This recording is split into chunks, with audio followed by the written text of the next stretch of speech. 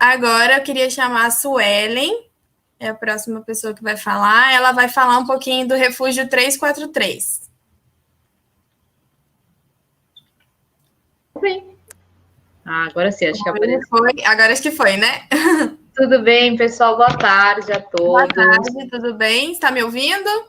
Eu estou. Vocês estão me ouvindo bem? Sim, tá ótimo. Tá ótimo. Maravilha. Vamos começar então, e qualquer coisa eu tô aqui, tá? Maravilha. A gente já tá para o pessoal ou ainda não? Já estamos preparados. Legal.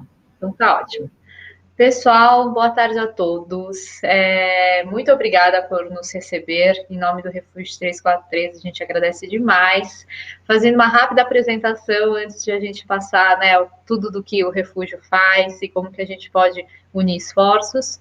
Meu nome é Suelen Nina, sou coordenadora de projetos aqui do Refúgio 343. Tenho uma trajetória profissional voltada para o corporativo, trabalhei por muitos anos em multinacionais.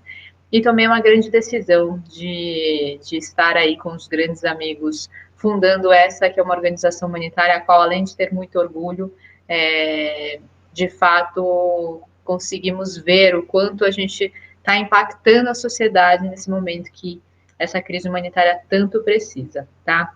Então, gente, antes de passar esse vídeo para ilustrar exatamente o que está rolando e por que o refúgio existe, eu queria contar por que começou essa história de Refúgio 343, né? Então, gente, se vocês me permitem voltar um pouquinho aí nos tempos primórdios do refúgio, era finalzinho de 2018, pessoal. E o nosso cofundador e idealizador, o Fernando Rangel, na época ele era gerente da Apple, ele trabalhou por muitos anos na Red Bull, depois como gerente da Apple, e ele começou a ter sonhos, gente, sonhos repetidos com uma menina. E era como se ele sentisse aquela angústia daquela menina o tempo inteiro nos sonhos repetidos dele. Até que um dia ele acordou bastante incomodado, ligou a TV, assistiu uma entrevista e ele reconheceu a menina dos sonhos dele. E essa menina era uma refugiada venezuelana que estava atravessando a fronteira por conta dessa crise humanitária. Aí aquilo bugou a cabeça dele, gente. E ele começou a pesquisar, se uniu a grandes amigos e foi até o epicentro da crise em Roraima para saber o que estava acontecendo. Então, por favor, se vocês puderem passar o vídeo, pois chegando lá foi isso que ele descobriu, gente. Então, por gentileza, se puder passar o vídeo.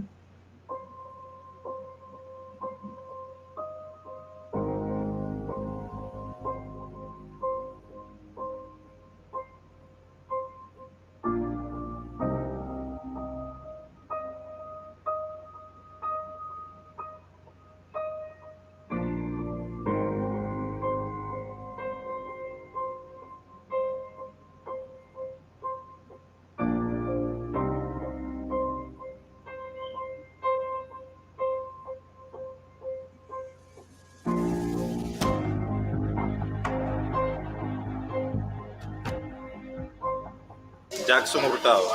Ingrid García. Michael Jiménez. Isaú Suárez. Elvis Serrano. Gabriel Enrique. Lucía Fuente. Ulises Bermúdez.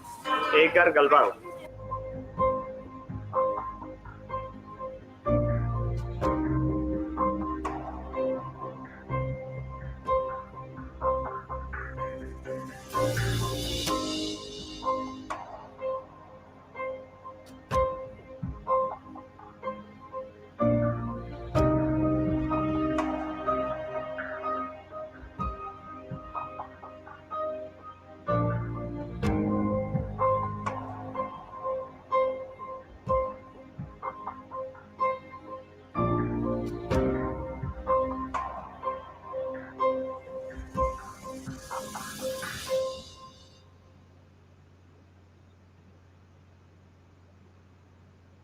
Bom, gente, se puderem, por gentileza, já então colocar a apresentação institucional.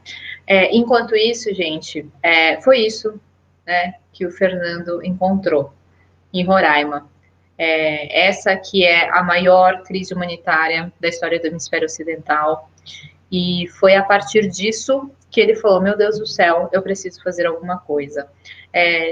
tenho esse problemão gigantesco que é essa crise humanitária, mas se eu dividir ela em pedacinho, pedacinho, pedacinho, eu vou conseguir fazer a minha parte. Ele voltou para São Paulo, se reuniu a grandes amigos, junto comigo, e aí com esse grupo de 10 amigos, ele interiorizou a primeira família de refugiados venezuelanos aqui em São Paulo.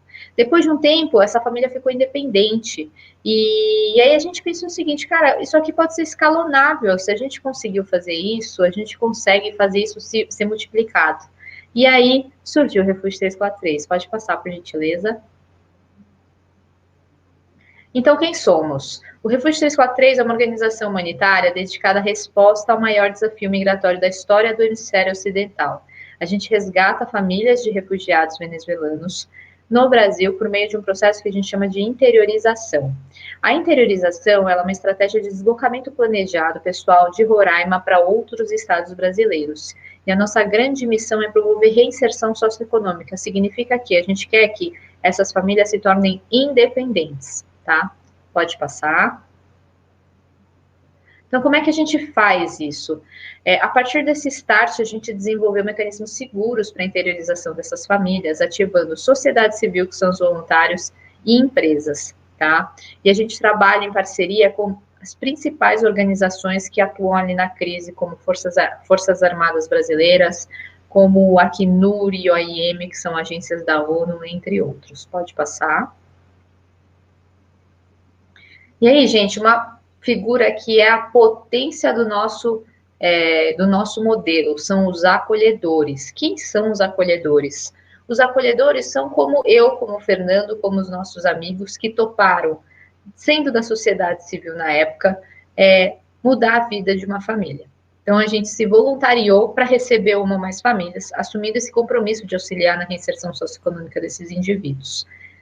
Cada acolhedor monta um grupo ao qual ele se torna líder, e aí a gente pensa em algumas pecinhas fundamentais, que eu já vou contar nos slides, nos próximos slides, tá? Para que vocês consigam entender, mas pode passar.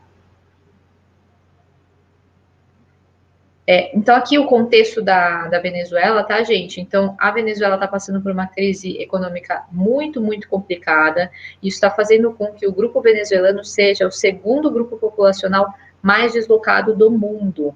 Pode passar. Pode passar. E aí, a crise em números, né, gente? A gente já recebeu mais de 264 mil venezuelanos no Brasil. Tem... No total, 13 abrigos em Roraima, mas isso não é o suficiente, tem milhares de pessoas ainda nas ruas. Pode passar. Pode passar. E aí, gente, a gente faz o seguinte, nessa interiorização, né, em que a família topa acolher outra, uma família brasileira topa acolher outra, um acolhedor topa acolher essa família, a gente instituiu a Escola Refúgio 343 para adaptação cultural, para que essa interiorização ela seja ainda mais harmônica. Então, nessa adaptação cultural que acontece em Roraima, eles têm aula de português, eles têm aula de adaptação aqui à nossa cultura, e isso é fundamental no nosso processo para garantir o nosso sucesso. Pode passar. Pode passar. E aqui a estrutura de acolhimento, que é super interessante vocês saberem, pessoal, que é o seguinte, um voluntário vira e fala assim, eu quero mudar a vida de uma família. Ele monta um grupo que vai ter que cuidar de 3 pilares fundamentais para que essa família seja reinserida.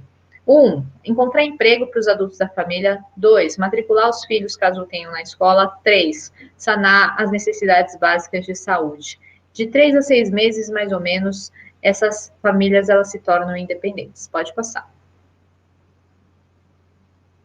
Então, com toda essa estrutura, né, de você conseguir alugar uma casinha que seja condizente ali com o emprego que a gente vai encontrar para cada família, a gente já conseguiu escalonar esse processo, fazendo com que, daquela primeira família interiorizada, a gente já chegasse hoje a 239 famílias interiorizadas, que correspondem a 744 vidas de refugiados resgatados. Pode passar. E esse sendo um slide que a gente tem muito orgulho de apresentar, visto que a gente quer que as famílias se tornem independentes, 51% dessas famílias já estão, de fato, com emprego, com educação e com saúde. Pode passar. Aqui um pouco da distribuição do histórico de interiorização, então fortemente com sociedade civil e com vagas de emprego que vem crescendo cada vez mais. Pode passar. E aqui um pouquinho da distribuição de onde já estamos. Então, daquela primeira família de interiorizados, hoje já estamos em 87 cidades diferentes de 15 estados brasileiros. O nosso objetivo é pintar todos os estados brasileiros e depois do Brasil ir para a Latam e depois da Latam ir para o mundo. Porque o mundo precisa dessa solução que a gente está propondo. Pode passar.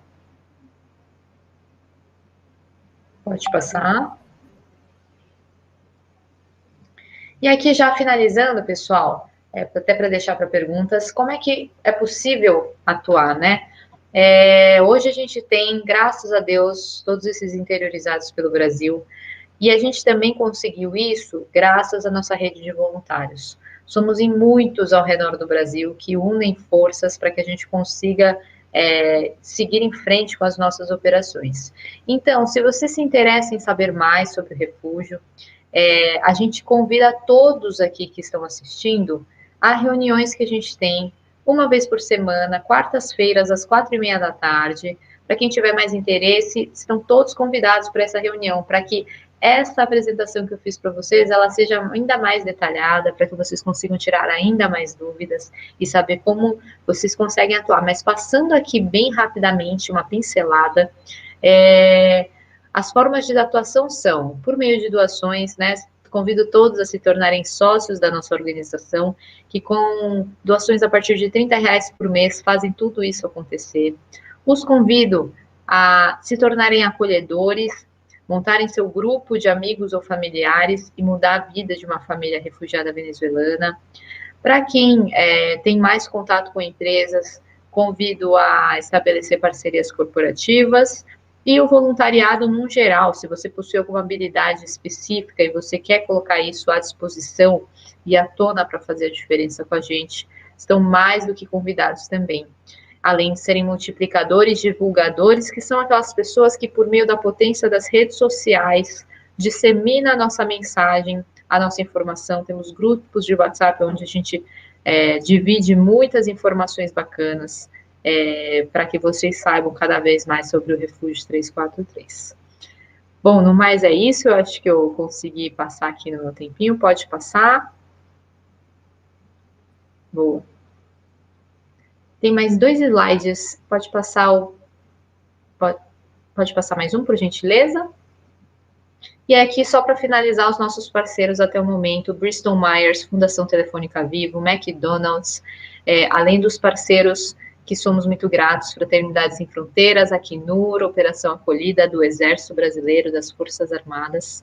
E os convido a estarem conosco na quarta-feira, às 4:30, para saber ainda mais sobre o nosso trabalho, os nossos resultados e a nossa transformação no mundo. Muito, muito obrigada.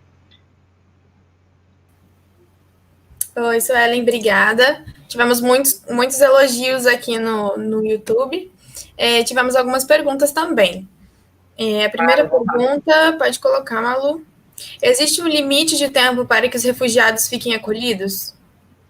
A dúvida seria se existe um limite de tempo para que os refugiados fiquem acolhidos? Para que, enquanto vocês ajudam ele, porque você falou que com o tempo eles conquistam a independência, né? E aí, se vocês colocam esse limite de tempo, se eles conseguirem antes, tudo bem. Se eles não conseguirem, o que acontece? Perfeito. A nossa sugestão é de 3 a 6 meses, tá? Então, um tempo máximo de 6 meses. E é muito difícil passar de 6 meses e essa família não estar independente. Por quê? Porque muitos deles já chegam com emprego e a partir do primeiro salário, podem ter certeza que esse pilar é o que faz, né? A reinserção socioeconômica ser ainda mais ágil. Então, a partir do primeiro salário, ele chega com emprego. No segundo mês, ele já recebeu o primeiro salário. No terceiro mês, ele já está emancipado. Basicamente, é isso. Então, sim, a gente sugere um tempo máximo de 6 meses, inclusive para que a família já chegue com essa vontade de fazer acontecer, de ajudar o acolhedor a encontrar o seu próprio emprego. Então, essa é a sugestão, né? Então, sim, a gente sugere um tempo máximo de 6 meses. Entendi, ótimo. Existe algum pré-requisito para acolher uma família? Sim, gente, É muito interessante essa pergunta, né? Porque a gente precisa, claro, entender quem que são esses acolhedores, né? A gente precisa conhecer os acolhedores. Então, para isso, existe uma videochamada. Então, o acolhedor vai lá, ele tem interesse em acolher uma família, ele vai conhecer o nosso grupo de consultores de acolhimento, vai saber mais sobre o processo, né? E as pessoas vão começar a se conhecer. Mas as pessoas, graças a Deus, que têm chegado até nós, são pessoas incríveis, que já montam o seu grupo e próximos ao refúgio a gente já consegue dar gol e seguir com o processo. Então, os pré-requisitos seriam você ter muita boa vontade, disposição e tempo e conseguir liderar para fechar esse grupo acolhedor. A gente sempre sugere que o acolhimento seja feito por meio de um grupo, porque são várias pecinhas, né, ao longo dessa reinserção socioeconômica que um único acolhedor fica bastante desafiador. Então, esse é um pré-requisito interessante, tá, para a gente seguir. E se organizar nessas estruturas que a gente fala. Então, se organizar para o emprego, para a educação e para a saúde. Esses são pré-requisitos para a gente seguir com o acolhimento, tá? Ah, legal. E por que 343? Eu adoro quando vem essa pergunta. Gente, 343 é porque é o número da casa que a gente alugou para a primeira família de interiorizados.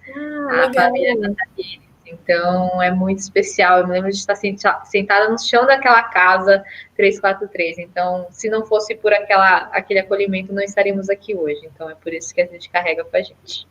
Legal, muito legal. Como eu entro em contato com a unidade do projeto no meu estado? Que legal.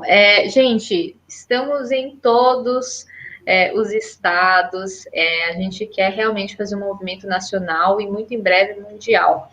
Então, gente, convido todos a entrar em contato pelo info@refugio343.org ou pelo nosso Instagram, @refugio343_. Ali, inclusive, é uma rede que vai ainda mais rápido, né, pelos directs lá. Mandem uma mensagem que, com certeza, vocês vão receber o nosso retorno. E lembrando que eu convido todos, né, a saberem mais aí nas reuniões que acontecem às quartas-feiras, às 4h30 para quem quiser saber ainda mais sobre nós. Legal, muito legal. Obrigada, tá? Muito lindo o projeto de vocês. E a gente está muito feliz que vocês toparam participar com a gente hoje. Obrigada. Eu que agradeço, gente. Um prazer enorme. Para o que precisarem, contem comigo também, como Suelen. E em nome do Refúgio 343, muito obrigada. Obrigada.